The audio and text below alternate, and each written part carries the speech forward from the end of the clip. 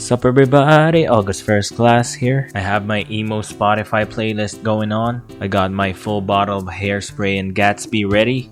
I'm wearing my all black outfit complete with black boots with the sole spray painted with red.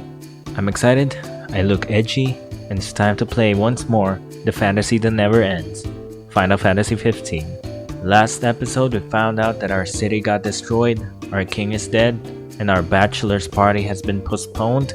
Why?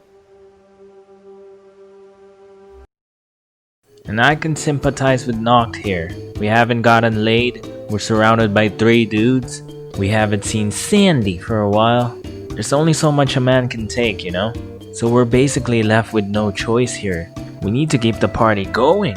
And with that, the boys finally decided to make a quick stopover to a place where we can grab a bunch of chicks and see some huge cocks in all different colors, shapes, and sizes.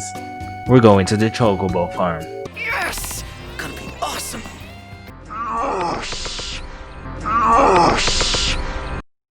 So we arrived to the place, but unfortunately we got some bad news. We found out that we can't ride or see any chocobos because they're basically scared of this pimp behemoth named Deadeye.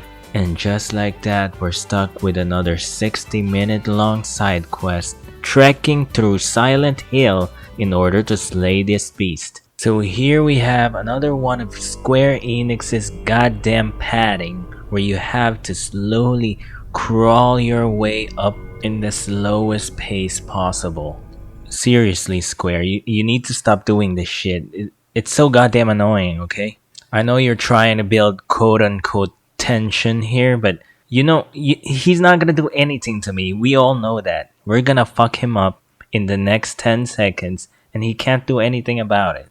So as we're almost done crawling here, Deadeye sensed something, which most likely is the combined scent of Axe body spray, Old Spice, and Ed Hardy cologne reeking from Gladio's body. Deadeye couldn't handle this manly scent, so he ran away and the pursuit continues. So we found ourselves in this kind of stealth mini game where we have to slowly track down Deadeye until he heads to his lair. And to be honest, visually this looks super cool combined with the music, but while I was admiring the scenery here, I got spotted by Deadeye. All of a sudden, this game basically told me like, hey, dude, do you want to skip this segment? It doesn't matter. You're still gonna get everything. You just want to skip it? So I did. Next thing you know, we're up against the pimp monster itself, Deadeye. I tried using magic for the first time here, and honestly, I didn't know what the hell I'm supposed to do with it. The magic in this game seems to be a complete afterthought. Like, who came up with this limited quantity crafting bullshit? Just give me an MP. Give me a bunch of spells, let me cast them, and then we're good. Anyway, like I said earlier, the game tried to hype up Deadeye like he's this Omega level Ultima weapon legendary beast that we have to kill. But next thing you know, he's kissing the ground, his ass up in the air, basically slapping him around like a drug dealing pimp on the streets. And with that out of the way, the boys are finally happy once more, as we unlock the chocobos and ride off into the sunset. So after a few hours of bullshit side quests and exploring, I think it's finally time for me to get back into the main story. The boys are headed to Lestalem, where we're supposed to meet Gladios' younger sister named Iris. Before meeting up with Iris, I decided to visit one of the main attractions in this game, the Cup Noodles truck. I gotta say, never in my life have I tasted or even remotely been interested in cup noodles. They just look so unappealing to me. Every time I look at them, they just remind me of a broke college kid who's on life support.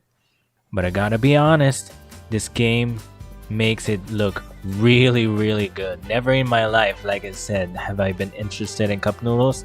Now I kinda wanna buy every pack and flavor they got in the $1 Asian supermarket. Anyway, we finally arrived to the hotel room where we got to meet Gladio's kawaii little sister, Iris Amicitia. Now, it didn't took long for us to realize that Iris here got the hots for our bro Noct. And I know what you're thinking. Finally, it's gonna be time for our boy Noct here to get some action. He got all those different kinds of weapons and arsenal that he uses for stabbing, but he has never used his greatest stabbing weapon once. However, we must not forget that Iris is actually a bro's little sister. And as the Bro Code Article 19 by Barney Stinson states, a bro shall not sleep with another bro's sister. And with our man Noctis here being a true bro to his bro, he decided not to pursue this side quest. Respect. So we then meet Uncle Creepy here, who then opted for the boys to follow him into a secluded and a random area. Now, let me tell you a little life hack here. If you don't want to get pistol whipped, pass out, and then wake up naked into a random place with Vaseline in your ass, then try not to follow a random creepy dude in the mountains, okay? However, if that's your thing, then this is gonna be one of the best ways to achieve that. We finally arrived to this place that doesn't look suspicious at all, where we actually see Aragorn's final resting place. Noctis then acquired the sword of Isildur because he is the next rightful heir of Gondor. All of a sudden we get a top 10 anime crossover here between the Colossal Titan and Sasuke. But before that impending epic battle, we still have to do the signature Square Enix padding.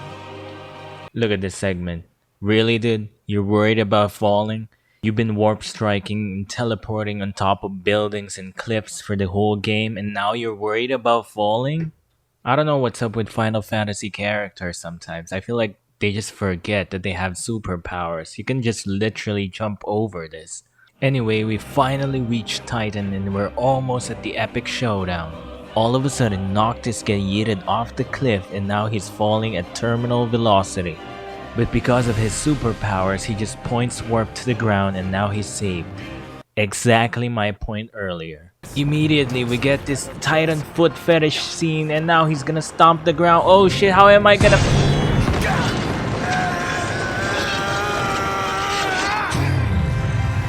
Oh, man.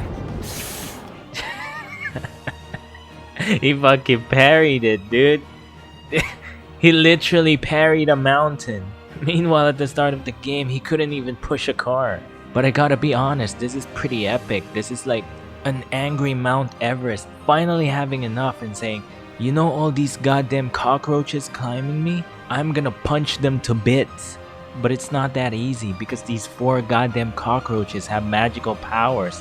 So every time he tries to punch them, he just gets parried. However, the party's just getting started as the Imperial Army arrives. Now it's like a free-for-all Royal Rumble to the death. This is so epic, dude. Combined with the awesome music, I feel like I'm on endgame already. This game just went from 0 to 100 real quick. Finally, the boys had enough and they decided to throw water balloons at the Titan's left hand.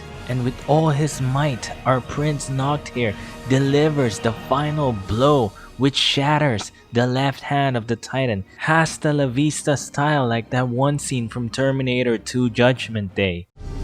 Hasta la vista, baby.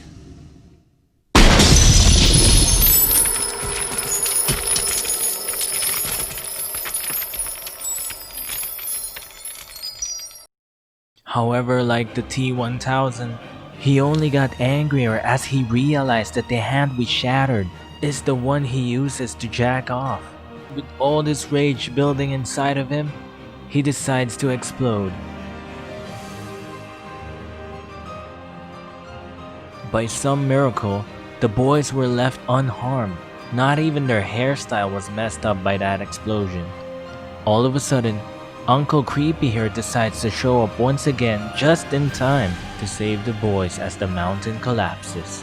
And with the boys left with no other choice, they decide to go with the creepy stranger once more.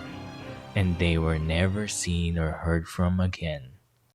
I hope you learned a valuable lesson here, dudes. Never go with creepy dudes at random places, unless of course you want that cock meat sandwich with extra mayo. Don't forget to like this video, share it with your friends so they don't get to taste that cock meat sandwich, and subscribe for more. I'm August First Class, signing off. Peace!